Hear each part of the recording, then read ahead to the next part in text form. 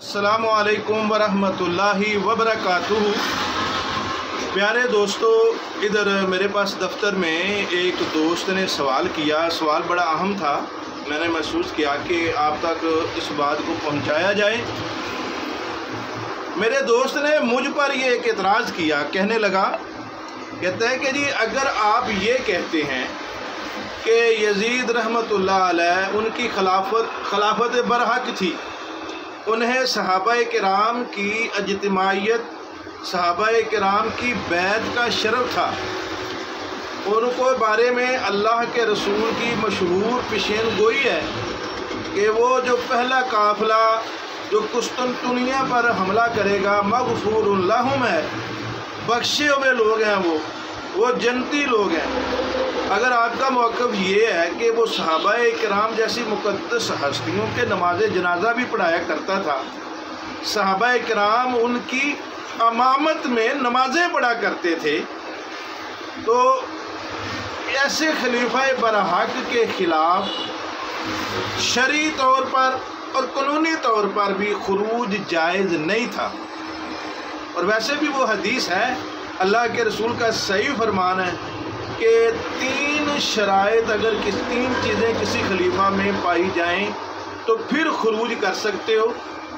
اگر وہ تین باتیں کسی خلیفہ میں نہ پائی جائیں تو اس کے خلاف خروج کرنا منع ہے، بلکہ اللہ کے رسول نے فرمایا ایک خلیفہ کی موجودگی میں اگر دوسرا خلیفہ بیعت کا اعلان کرے اس کا سر کاٹ کے رکھ دو۔ یہ صحیح حدیث ہے بخاری۔ تو اب وہ تین شرائط کیا ہیں، یعنی کون سی خلیفہ کے اندر ایسی باتیں آ جائیں کہ اس کے خلاف خروج جائز ہے؟ سب سے پہلی بات، مرتد ہو جائے، دین اسلام سے پھر جائے۔ دوسری بات، اگر اس نے کسی کو ناحق قتل کر دیا ہے، قصاص کے بدلے میں اس کو قتل کیا جائے گا، پھر اس کے خلاف نکلنا چاہیے۔ تیسری بات، اگر زنا کرے، گواہیاں بھی آ جائیں تو پھر اس کو سنسار کیا جائے گا۔ یعنی جو شریعت نے اصول مقرر کیے ہیں، اگر ایسی تو کوئی چیز ثابت ہو جائے تو پھر چاہے وہ خلیفہ ہے اس کے خلاف خروج کیا جائے گا، اس کو سزا دلوائی جائے گی۔ تو لیکن بھائی اگر یہ چیزیں موجود ہی نہ ہوں، پھر بھی کوئی بیعت کا، خلافت کا دعویٰ کر دے تو وہ غیر شرعی ہے۔ تو بہرحال یزید رحمۃ اللہ علیہ اس نے نہ ہی تو کوئی ناحق قتل کیا، نہ ہی اس نے کسی کو وہ دین سے مرتد ہو گیا، نہ ہی کوئی ایسا زنا کے حوالے سے کیس سامنے آیا۔ اسی وجہ سے صحابہ کرام نے ان کی بیعت کو نہیں توڑا، بلکہ جب واقعہ ہرا کے اندر ایک گورنر نے بغاوت کی تو اس موقع پر کچھ لوگوں نے جب اس گورنر کی حمایت کرنا چاہی تو حضرت عبداللہ بن عمر رضی اللہ تعالی عنہ اپنے اہل خانہ اور غلام کے ساتھ مدینہ کی گلیوں میں باہر آ گئے اور ہاتھ اٹھا کر بلند آواز سے یہ کہتے رہے کہ لوگو، میں عبداللہ بن عمر، میں یزید کی بیعت کو قائم رکھتا ہوں، میں یزید کی بیعت کو نہیں توڑتا۔ لوگوں کو نصیحت کرنے لگے کہ ایک خلیفہ حق کی موجودگی میں دوسرے خلیفہ کی بیعت کیوں کر رہے ہو؟ بہرحال یہ ایک لمبی بحث ہے۔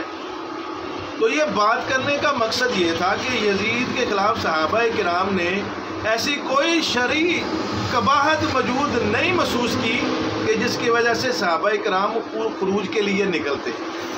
اسی وجہ سے صحابہ کرام نے حضرت حسین رضی اللہ تعالی عنہ کو جب وہ مکہ سے کوفہ کے لیے جانے لگے تھے نا، جب کوفیوں نے خط لکھا نا ان کو، آپ آ جائیں، ہم آپ کو خلیفہ بنائیں گے، ہم یزید کو خلیفہ نہیں مانتے، اور خاص طور پر جب مسلم بن عقیل کا خط آ گیا، مسلم بن عقیل کے ہاتھ پر کوفہ میں 60,000 کے قریب کوفی شیعوں نے یزید کی بیعت کو توڑ کر حضرت حسین کے نام کی بیعت کر لی ہوئی تھی، اور کوفہ کا گورنر نعمان بن بشیر برائے نام گورنر رہ گیا تھا۔ عملی طور پر حکومت مسلم بن عقیل نے کوفہ میں سنبھال لی تھی۔ جب اس کے بعد خط بھیجا مسلم بن عقیل نے مکہ میں حضرت حسین رضی اللہ تعالیٰ عنہ کو، تو پھر حضرت حسین نکلے یہاں پر بھی ایک پوائنٹ میں واضح کرتا جاؤں، کئی لوگ بڑا پردہ ڈالنے کی کوشش کرتے ہیں جی وہ تو خروج انہوں نے کیا ہی نہیں، وہ تو یزید کی بیعت کے لیے جا رہے تھے۔ وہ بھائی اگر یزید کی بیعت کے لیے جا رہے تھے، وہ خروج کے لیے نہیں نکل رہے تھے، تو صحابہ کرام ان کا راستہ کیوں روک رہے تھے؟ جن صحابہ کرام نے خود یزید کی بیعت کی ہوئی ہے، تو وہ پھر حضرت حسین کو کیوں روک رہے ہیں کہ حسین نہ جائیں نہ جائیں، یہ آپ کا عمل صحیح نہیں ہے۔ حضرت عبداللہ بن عباس تو آگے لیٹ ہی گئے، تاریخ کی کتب میں لکھا ہوا ہے، کہنے لگے حسین میرے اوپر سے گزر کے جانا ہے تو چلے جا۔ محمد بن حنفیہ نے روکا۔ حضرت جعفر طیار کی جو ایک بیٹی تھی اور ان کا غالباً شوہر یعنی دمادی یا ان کے بھتیجی کا جو ہے وہ خامد، وہ گورنر تھا مکے کا، انہوں نے امان بھی لکھ کے دے دی، امان۔ انہوں نے کہا کہ اے حسین رضی اللہ تعالیٰ عنہ، آپ چاہے یزید کی بیعت نہ کریں لیکن خروج نہ کریں، کوفہ نہ جائیں، ہم آپ کو گرفتار نہیں کریں گے۔ یہ دیکھ لیں، یہ کوئی ایک دن کا مسئلہ نہیں تھا، 2 دن کا مسئلہ نہیں تھا، 3 دن کا مسئلہ نہیں تھا۔ حضرت امیر معاویہ رضی اللہ تعالیٰ عنہ 22 رجب کو فوت ہوئے ہیں۔ 22 رجب کی رات کو جب خبر ملی مدینہ میں، تو جب مدینہ کے گورنر نے حضرت حسین سے بیعت کا کہا تو وہ راتوں رات مکہ نکل آئے۔ تو یعنی رجب کے مہینے سے لے کر اب آپ مکہ سے جب خروج کے لیے جانے لگے ہیں، تو یہ پتہ کتنا دورانی ہے، ذوالحجہ کے آخر میں اللہ یعنی حضرت حسین وہاں سے نکلنا چاہ رہے ہیں۔ ذوالحجہ کتنے مہینے بنتے ہیں؟ رجب کو بھی چھوڑیں، آپ آگے آئیں، شعبان، رمضان، شوال، ذی القعدہ، ذی الحج، 5 مہینے مکہ میں حضرت حسین رضی اللہ تعالیٰ عنہ یزید کی بیعت کے بغیر رہے ہیں۔ یزید نے کوئی سختی نہیں کی، مکہ کا جو ان کا گورنر تھا اس نے کوئی سختی نہیں کی، بلکہ آخری ٹائم پر بھی وہ کہہ رہے ہیں کہ آپ خروج نہ کریں، بغیر بیعت کے آپ ادھر رہتے رہیں، ہم آپ کو کچھ نہیں کہیں گے۔ ان کا یہ امان نامہ وہ آج بھی تاریخ کی کتب میں محفوظ ہے۔ بھائی اگر حضرت حسین رضی اللہ تعالیٰ عنہ خروج کے لیے نہیں جا رہے تھے تو سارے صحابہ کرام منع کیوں کر رہے تھے؟ یہ بھی ایک اہل حدیثوں کے اندر یہ ایک کمزوری مداحنت ہے۔ پتہ نہیں کس بات سے یہ ڈر رہے ہیں کہ حق بات کے اوپر پردہ ڈال رہے ہیں کہ نہیں جی وہ تو ویسے اہل خانہ کے ساتھ ملنے کے لیے جا رہے تھے۔ بھائی مسلم بن عقیل نے خط لکھا ہوا تھا کہ 60,000 لوگ ہماری حمایت میں آ گئے، آپ آئیں، ست بسم اللہ، حکومت تیار ہے۔ تو پھر اتنی واضح بات کے اوپر پردہ ڈالنے کی کیا ضرورت ہے؟ بہرحال یہ ایک لمبی کہانی ہے۔ ہمارا موضوع یہ ہے کہ جب حضرت حسین رضی اللہ تعالیٰ عنہ بقایا سارے صحابہ سے ہٹ کے انہوں نے اپنا ایک منفرد موقف اپنا لیا کہ میں نے کوفہ جانا ہے اور وہاں پر اپنی حکومت قائم کرنی ہے، صحابہ نے انہیں روکا بھی۔ یہ والا خروج، وہ میرے ساتھی کہنے لگے جی آپ کا یہ جو موقف ہے کہ انہیں خروج نہیں کرنا چاہیے تھا، یہ درست نہیں ہے۔ تو پھر آپ سے سوال یہ بنتا ہے، انہوں نے کہا کہ جی پھر اسی طرح حضرت علی رضی اللہ تعالیٰ عنہ جب خلیفہ بنے تو حضرت عائشہ، حضرت طلحہ، حضرت زبیر، ان کو بھی تو خروج نہیں کرنا چاہیے تھا حضرت علی کے خلاف، یعنی جنگ جمل میں وہ جب آئے۔ سوال تو بظاہر ان کا بڑا جاندار محسوس ہوتا ہے، لیکن یہ سوال کرنے والے میرے بھائی وہ سامنے ہی بیٹھے ہوئے ہیں، تو سوال تو بڑا انہوں نے جاندار کیا ہے کہ جی پھر بتائیں جی ان کا تو خروج بنتا ہے کہ نہیں۔ بھائی میں نے ان بھائی کو پہلے بھی سمجھایا ہے، اور آپ دوست احباب کو بھی میں یہ آپ تک بھی یہ بات پہنچا دیتا ہوں کہ اگر تو کوئی میرا پیارا بھائی میری اصلاح کے لیے، میں کوئی بڑا پن نہیں، میں یہ نہیں کہتا جی بس جو مجھے سمجھ آ گئی ہے نا بس یہی حرف آخر ہے، نہیں نہیں، میں طالب علم ہوں، میرا کوئی بھی بھائی اصلاح کرے اللہ کی قسم ہم فوراً رجوع کریں گے، لیکن کوئی میرا بھائی یہ بتائے تو صحیح کہ فیصلہ تحکیم تحکیم کا جو معاملہ ہوا حضرت امیر معاویہ رضی اللہ تعالیٰ عنہ اور حضرت علی رضی اللہ تعالیٰ عنہ کا، کہ دونوں طرف سے وہ حکم مقرر کیے گئے کہ بھائی یہ جو دو آدمی فیصلہ کریں گے اس کے مطابق فیصلہ ہوگا۔ تحکیم کے فیصلہ سے پہلے، اور یہ تحکیم والا معاملہ جنگ صفین کے بعد ہوا 37 ہجری کو۔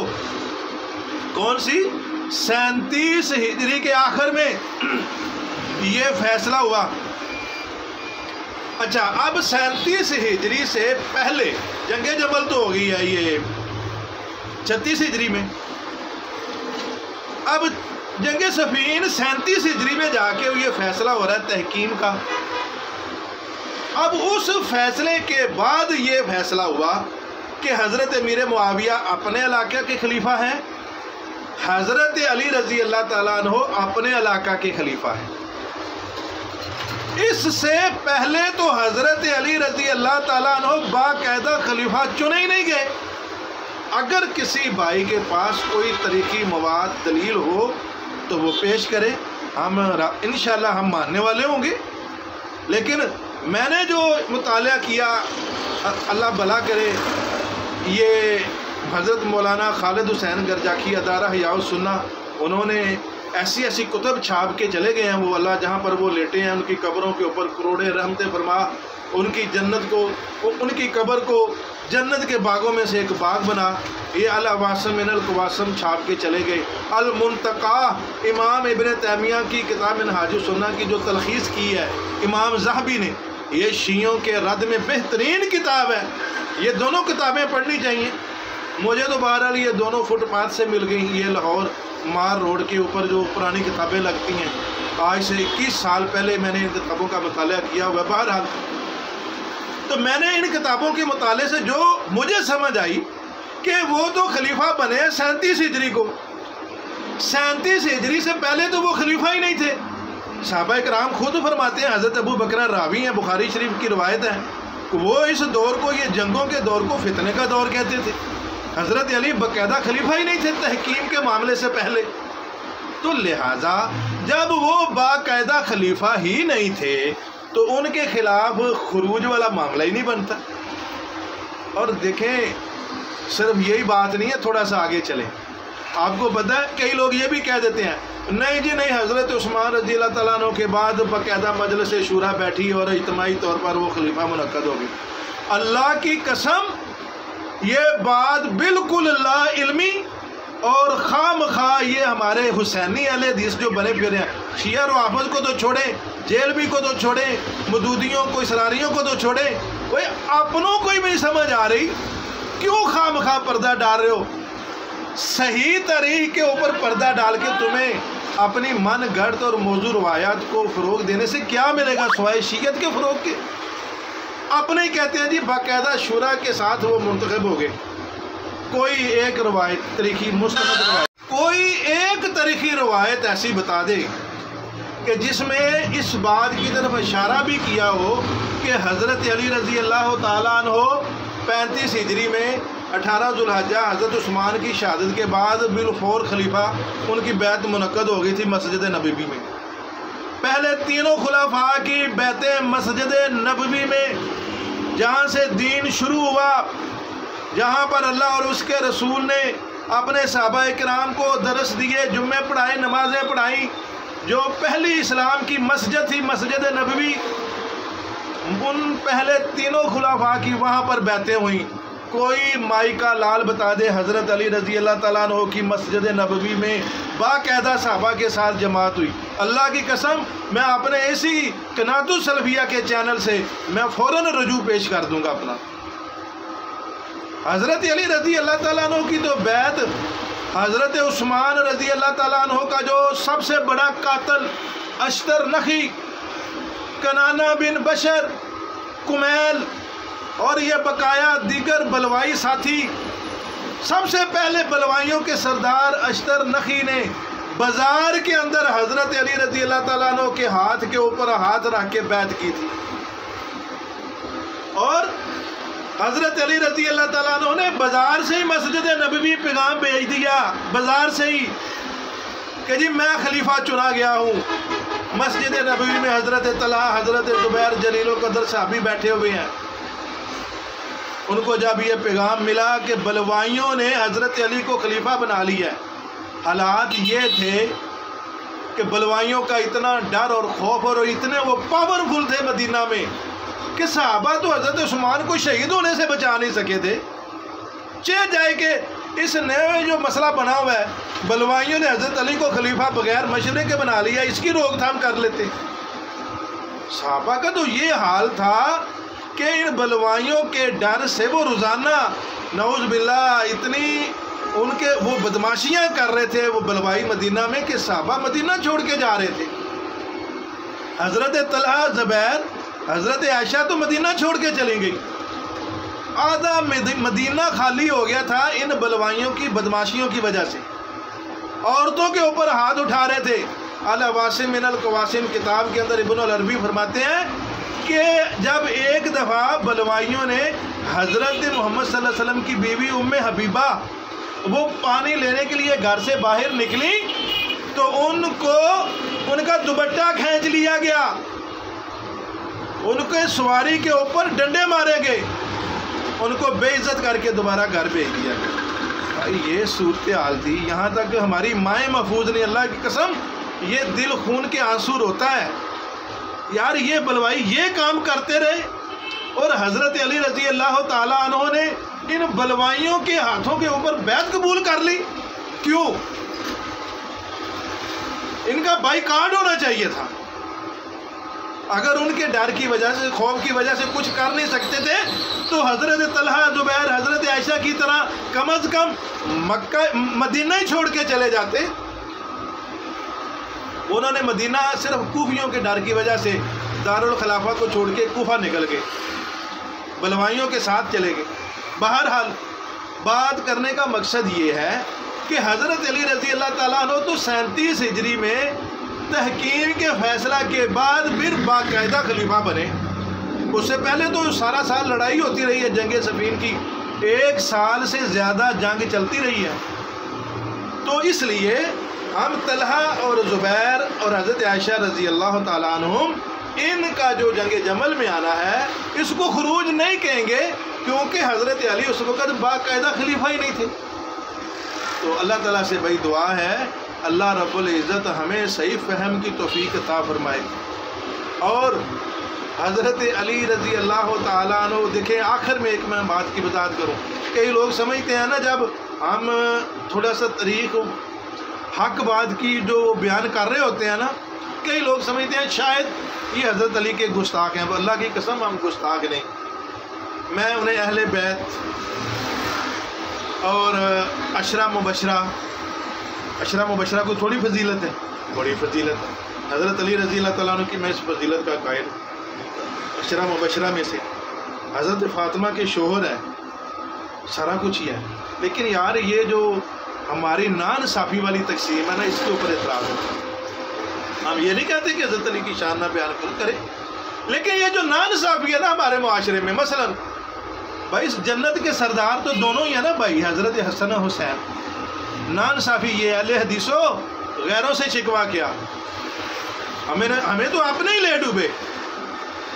کبھی حضرت حسن کانفرنس بھی کی ہے، حسن زندہ باد بھی کانفرنس کی ہے، کیوں نہیں کرتے؟ شیعہ حضرت حسن کو پیچھے پیچھے کیوں پھینکتے ہیں؟ اسی وجہ سے نا کہ انہوں نے حضرت امیر معاویہ کی بیعت کر لی۔ وہ کیا تمہیں بھی یہی دکھ ہے کہ حضرت امیر معاویہ کی حضرت حسن نے بیعت کیوں کر لی؟ امت کو ایک کیوں کر دیا؟ اس وجہ سے حضرت حسن زندہ باد کانفرنس نہیں کرتے، حسین زندہ باد کانفرنس نہیں کرتے۔ کیا یہ نان صافی نہیں ہے؟ جب ہم یہ بات کرتے ہیں تو لوگ کہتے ہیں یہ جی حضرت حسین سے بغض رکھنے والا ہے۔ بھائی حضرت حسین سے بغض نہیں، ہم یہ کہتے ہیں جب سردار دونوں ہی ہیں تذکرہ ایک کا کیوں؟ جب جنت کے پھول دونوں ہی ہیں تو ذکر ایک کا کیوں؟ وہ حسن درجے میں بڑھ کر ہیں حسین سے، چھوٹے کا ذکر ہو بڑا محروم کیوں؟ وہ ہمارا تو یہ گلہ ہے۔ جب ہم یہ بات کرتے ہیں لوگ کہتے ہیں حسین کے گستاخ، وہ حضرت علی کو نہیں مانتے۔ خدا را بات کو سمجھیں کہ ہم کس پوائنٹ آف ویو سے بات کر رہے ہیں۔ اللہ سے دعا ہے اللہ رب العزت ہمیں صحیح قرآن اور حدیث کے مطابق فہم و توفیق عطا فرمائے۔